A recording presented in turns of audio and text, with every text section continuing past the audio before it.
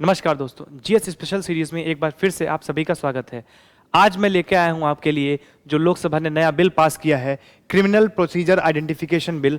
उसके बारे में हम बात करेंगे कि आखिर इसमें क्या है, क्या चीज़ें हैं और क्या चीज़ें इसमें हम डिस्कस करने वाले हैं। तो चलिए सबसे पहले हम इसमें कुछ डिफिनीशंस की बात करते हैं।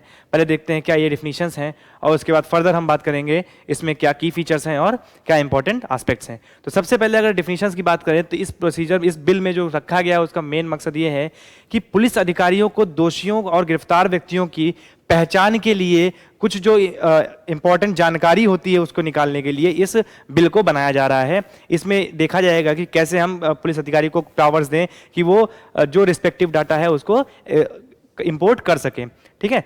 और इसमें जो है इंपॉर्टेंट चीज़ है वो ये ध्यान देनी है कि जो आइडेंटिफिकेशन ऑफ प्रिजनर्स एक्ट 1920 था, इससे पहले उसको रिप्लेस किया जा रहा है। तो ये दो चीज़ें आपको यहाँ पर डिफिनीशन के रूप में जाननी है। अब हम आते हैं इसके की फीचर्स के रूप में कि आखिर इसमें की फीचर्स क्या है। तो बेसिकली देख सकते हैं पार्लियामेंट की बिल्डिंग है, पार्लियामेंट में भी पास हो भी गया है, ठीक है। तो अब देखते हैं इसके इंपॉर्टेंट की फीचर्स क्या हैं, क्योंकि हमें असल में मतलब की फीचर्स सही होता है कि इसमें कौन कौन से की फीचर्स होंगे जो हमें जानने हैं, जिनसे क्वेश्चंस आ सकते हैं, जिनके बारे में हमसे पूछा जा सकता है। तो सबसे पहले जो इसमें की फीचर दिया गया है इसमें है कि collection of data from convicted और अरेस्टेड फॉर एनी ऑफेंस, यानी कि किसी भी अपराध के लिए दोषी या गिरफ्तार किए गए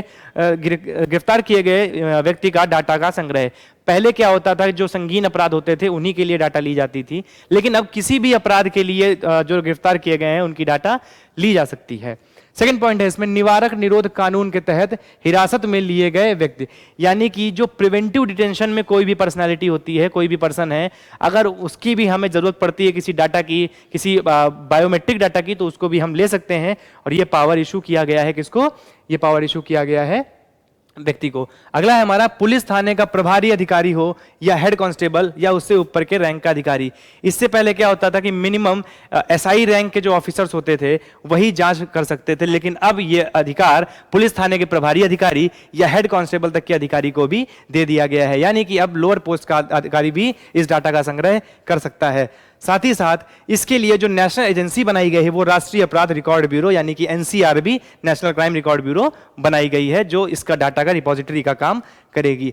अब समस्या आती है कि इस बिल में क्या क्या की इश्यूज होंगे। तो की इश्यूज में सबसे बड़ी बात है कि यह बिल निजता के अधिकार का उल्लंघन करता है। सुप्रीम कोर्ट 2017 के वर्डिक्ट के अनुसार राइट टू प्राइवेसी एक फंडामेंटल राइट है, और कहीं ना कहीं ये जो डाटा कलेक्शन है ये राइट टू प्राइवेसी को वायलेट करता है। तो इस वजह से एक इशू ये आता है। दूसरा इशू है हमारा कि जो डाटा है वो बहुत लंबे समय तक के लिए स्टोर हो रही है, वो भी अप्रॉक्सीमेटली 75 सालों के लिए स्टोर की जा रही है, जो कि एक बड़ा मुद्दा हो सकता है कि आखिर इतने लंबे समय तक डाटा स्टोर करने का मकसद क्या है, या कहीं ना कहीं इसका मिसयूज भी आगे जाकर हो सकता है।